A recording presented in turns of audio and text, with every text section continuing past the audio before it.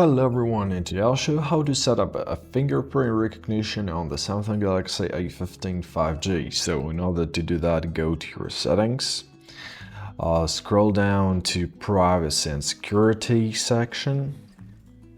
Here it is, click on it. Now, if you don't have any password, PIN or pattern set up, your phone will ask you to create one for security. So now let's find our biometric section. Press here, press fingerprints, press continue. Yeah, let's make a password now. Next, let's set up a PIN. It's alright.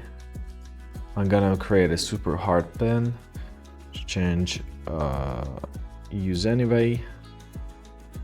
Okay, now let's set our fingerprints. So in order to do that, we have to place our finger on the sensor. Sensor is in the power button, and then lift up and back when the percentage goes up. So simply follow the instructions. It's not hard. Now when you've successfully added your fingerprint, simply press done. Or if you need to press another one, press edit. So now we have our fingerprint. Let's check it out. So you see our phone is locked. It's not unlocking.